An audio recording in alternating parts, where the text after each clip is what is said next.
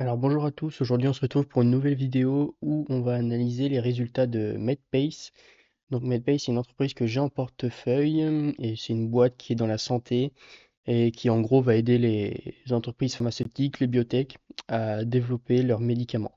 Très rapidement on peut voir la croissance du chiffre d'affaires sur l'année 2025 est de 20% et sur le trimestre elle est de 32%. On a un EBITDA qui augmente un peu moins vite, mais qui augmente quand même de 16,1% et un bénéfice qui augmente de 11,6%, donc pareil, encore un peu moins vite que l'EBITDA. Et par contre, on a un bénéfice par action qui lui va augmenter de 21%, donc c'est top, c'est un petit peu plus élevé que le chiffre d'affaires. Si on s'intéresse d'un peu plus près au free cash flow, on a un free cash flow qui passe de 572 millions sur l'année 2024 à 681 millions sur l'année 2025. Donc ça donne une croissance à peu près de 19% du free cash flow, donc c'est très bien. Et si on prend le revenu de 2 milliards 530 millions par rapport au free cash flow de 681 millions, ça nous donne une marge free cash flow d'à peu près 26-27%. Sur l'année 2025, on voit que l'entreprise a acheté pour à peu près 3 milliards d'actions pour un montant de 912 millions. Et ce que j'aime bien avec le management de MedPay, c'est qu'ils time vraiment bien leur rachat d'actions. Donc là, on a la courbe en bleu qui représente la valorisation et les bâtons verts, là, les barres vertes qui représentent les rachats d'actions.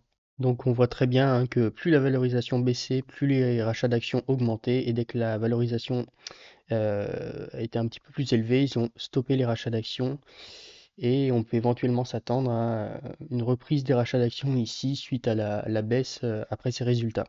On a pu voir que la valorisation avait baissé et c'est parce que suite aux résultats, l'entreprise a pris à peu près là moins 20% hein, depuis le 9 où ils ont publié les résultats. On a pris moins 20%, donc forcément la valorisation a baissé. On va regarder pourquoi, selon moi, l'action a baissé après ces résultats, alors que les chiffres sont plutôt bons. Donc ça a baissé déjà pour commencer parce qu'il y a un ratio book to bill. Donc ce ratio mesure le carnet de commandes par rapport à ce qui est réellement facturé. Donc idéalement, ce qu'on veut, c'est un ratio au-dessus de 1. Ça veut dire que le carnet de commandes est plus grand que ce que l'entreprise a facturé. Donc sur le quatrième trimestre de l'année 2025, l'entreprise termine avec un ratio de 1,04 et sur la totalité de l'année 2025, 1,05. Donc bon, c'est quand même très bien. On voit qu'en 2024, le ratio était à 0,99, donc ça n'avait pas plu au marché.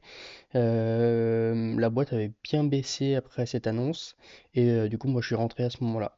On a vu le ratio à 1,04 et ce qu'ils expliquent dans le transcript, c'est que ce ratio est plus bas que ce qu'ils avaient anticipé et c'est dû à une augmentation des annulations des contrats en cours d'exécution.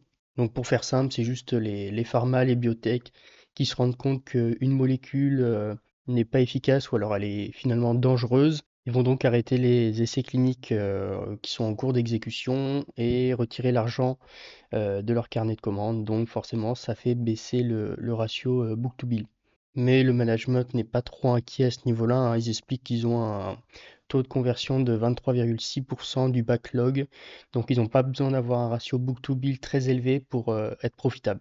Ensuite, selon moi, deuxième chose qui a fait baisser le cours de l'action, c'est l'écart qui a été creusé entre, juste ici, donc on a un chiffre d'affaires à 20%, un EBITDA qui croît un peu moins vite et un bénéfice qui croît encore moins vite. Donc cet écart de croissance entre le chiffre d'affaires et l'EBITDA, c'est dû à ce qu'ils appellent les coûts remboursables.